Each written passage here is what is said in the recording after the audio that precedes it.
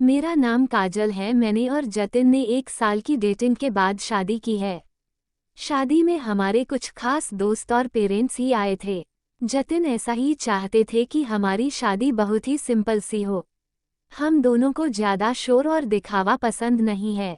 हम दोनों यहाँ बड़े शहर में काम करते हैं। जतिन के माता पिता गांव में ही रहते हैं। जतिन ज्यादा गांव जाते नहीं है।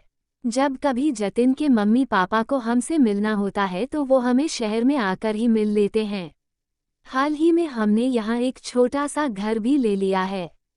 शादी के चलते मैंने अभी नौकरी छोड़ रखी है। हमारा घर रोड के साइड में ही है। खिड़कियों से रोड दिखाई देती है। हमारे किचन की खिड़की से भी रोड दिखाई देती है। जतिन के ऑफिस का टाइम सुबह 9 बजे का है तो मैं सुबह उठ के जतिन के लिए उनका ब्रेकफास्ट और लंच बनाती हूँ। अभी कुछ दिनों से मुझे खिड़की के बाहर एक लड़की दिखाई देती है। वो पता नहीं क्या देखती रहती है। आज फिर मेरी नज़र खिड़की के बाहर गई तो फिर से मुझे वही लड़की दिखाई दी। उस लड़की की उम्र करीब 26 साल होगी। रंग रूप से काफ़ी सुंदर और जवान दिख रही थी। वो आज भी हमारे घर की ही तरफ देख रही थी। पहले दिन मैंने सोचा कि कोई होगी, लेकिन अब वो मुझे 3-4 दिन से लगातार दिखाई दे रही है। मैंने मन में सोचा कि उससे जाकर बात करती हूँ, शायद किसी और का घर समझकर हमारे घर की ओर देखती रहती होगी। एक सुबह की बात है। जतिन सोए हुए थे। वो फिर वहीं दूर खड़ी दिखाई दी और इस बार मैं बाहर गई कनॉइस। मुझे अपनी ओर आता देख वो और घबरा गई। मैंने उससे पूछा कि आपको क्या परेशानी है, आप किसे ढूंढ रही हैं और क्यों आप मेरे घर की तरफ लगातार देखती रहती हो। वो घबराई हुई बोली, जतिन यहीं रहता है। तो मैंने बोला हाँ, पर आप जतिन को कैसे जानती हो। वो इतना सुनकर घबरा कर चली गई।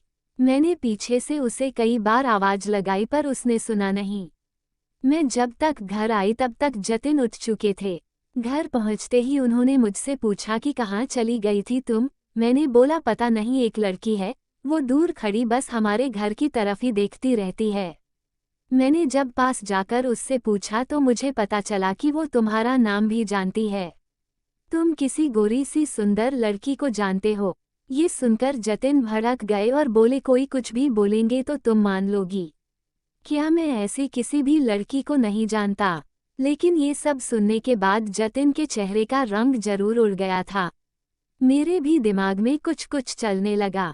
जतिन जब शाम को घर आए तब मैंने इस विषय में कोई बात ही नहीं की।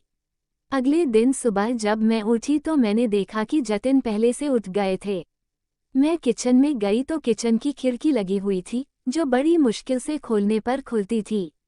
मैंने कैसे भी करके कुंडी खोली और खिड़की खोलकर देखा तो मैं देखकर हैरान रह गई कि जतिन उस लड़की से वहां जाकर बात कर रहे थे। वो उस पर चिल्ला रहे थे और गुस्सा हो रहे थे। लड़की रो रही थी और जतिन ने उसे उंगली दिखाकर जाने को कहा। ये सब देखकर मैंने खिड़की बंद कर दी ताकि जतिन को ये न लगे कि मैंने उनको ये सब करते देख लिया है। जतिन फिर घर आ गए और मैंने ऐसे जताया जैसे कि मैंने कुछ देखा ही नहीं है। अब मुझे ना जाने कैसे कैसे ख्याल आने लगे कि जतिन मुझसे क्या छिपा रहा है। मैंने जतिन से शादी करके कोई गलती तो नहीं कर दी। आखिर वो लड़की कौन है और जतिन उस पे इतना गुस्सा क्यों हो रहे थे। जतिन के ऑफिस जाने के बाद जतिन के सारे दोस्तों को, जिन्हें मैं भी जानती थी, उन्हें फ़ोन किया, लेकिन किसी को भी उस लड़की के बारे में नहीं पता था।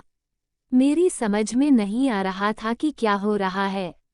मैं जतिन से सब कुछ पूछना चाहती थी लेकिन मुझे पता था कि वो झूठ ही बोलेंगे।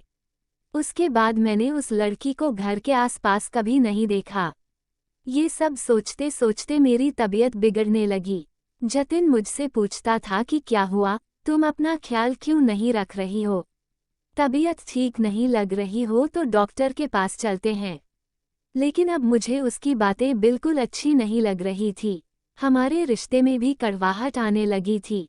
पहले जब भी जतिन मुझे छूता था तो मेरे बदन में कट दौड़ जाता था, पर अब मुझे उसका छूना भी पसंद नहीं आता था। हम दोनों अब कम ही हम बिस्तर होते थे। जतिन अब जब भी मेरे बदन को निहारता था मैं वहां से हट जाती थी।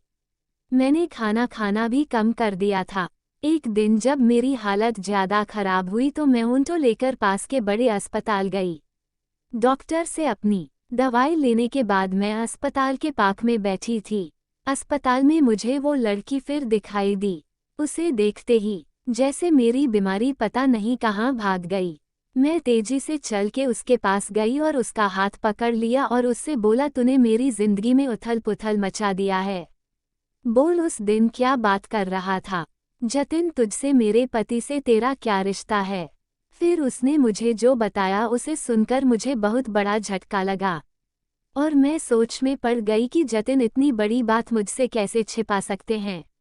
शाम को जब जतिन घर आए तब उस लड़की को अपने घर में देखकर चौंक गए। मैं भी उसके पास ही बैठी थी। जतिन उसकी तरफ देखकर बोले कि तुझसे मना किया था ना कि मेरे परिवार से दूर रहे। तेरी हिम्मत कैसे हुई मेरी पत्नी से बात करने की और मेरे घर आने की? मैंने बोला, जतिन थोड़ी शर्म करो, तुम इतने कठोर कैसे हो सकते हो? तुम अपनी सगी बहन की मदद नहीं कर रहे हो। वो लड़की जतिन की सगी बहन शालिनी थी। उसने अपने पसंद के लड़के से शादी कर ली थी, इसलिए जतिन और उसके परिवार ने उससे सारे रिश्ते तोड़ दिए थे। जतिन ने गुस्से